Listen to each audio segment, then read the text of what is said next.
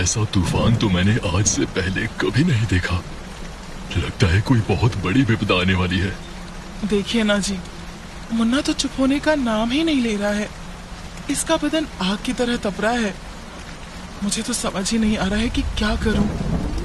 मगर इससे पहले कि वो मियां बीवी कुछ कर पाते, देखते ही देखते उनके बच्चे की आंखों से खून के आंसू बहने लगे और उसका चेहरा बदलने लगा। ये सब? उस बच्चे का पेट सिकुड़ने लगा और उसके दांत राक्षसों की तरह बड़े हो गए। उसने जैसे ही अपनी आंखें खोली तो अपने दुधमुहे बच्चे का रूप देखकर वो माँ बाप घबरा कर पीछे हट गए। उस बच्चे की आंखें पूरी लाल थीं और वो किसी राक्षस की तरह दिखाई पड़ रहा था। क्या हो रहा है ये? कोई है? कोई है? देखते ही देखते उनके घर की खिड़कियां जोर जोर से खड़कने लगी और खिड़की खुलते ही बाहर से आ रही हवा से घर में रखा दिया बुझ गया और पूरे घर में अंधेरा छा गया। सुनिए, जाकर देखिए ना, मुन्ना। मगर इससे पहले कि वो औरत अपनी बात पूरी कर पाती, उसका बच्चा अपने पालने से उतरकर अपने पैरों पर चलता हुआ अपनी मां के पास आ गया।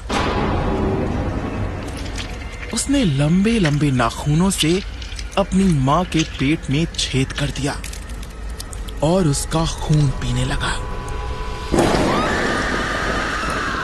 वो आदमी तुरंत उठकर बाहर की तरफ भागने लगा, मगर उनके झोपड़े का दरवाजा एक झटके में बंद हो गया और दरवाजा बंद होते ही उस आदमी की चीख चारों तरफ गूंज उठी।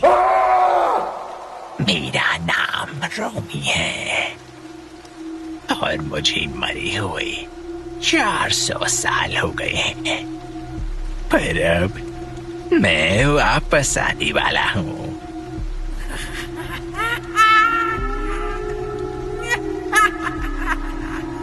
अरे डर क्यों रही हो? मैं तो बस एक बच्चा हूँ।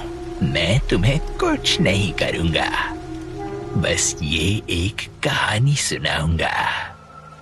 आज से 400 साल पहले कश्मीर में मेरी माँ रहती थी। वो पूरे गांव के लोगों की मदद करती थी, फिर भी गांव के लोग उनसे डरते थे। धीरे धीरे गांव के लोगों ने मेरी माँ को बहुत परेशान करना शुरू कर दिया।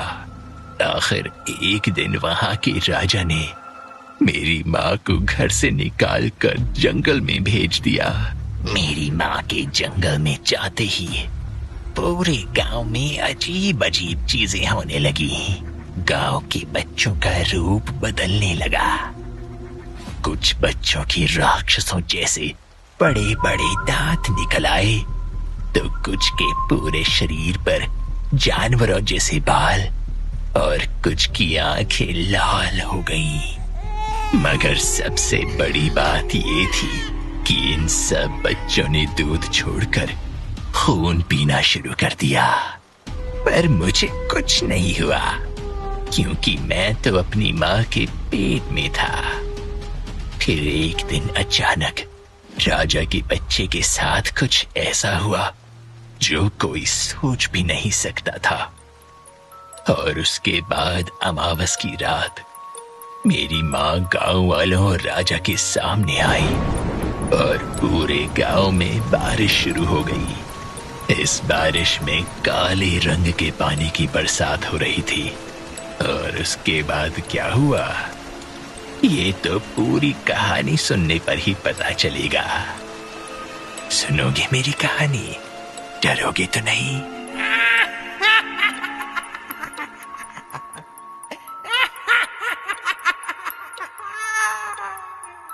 कौन है ये बच्चा?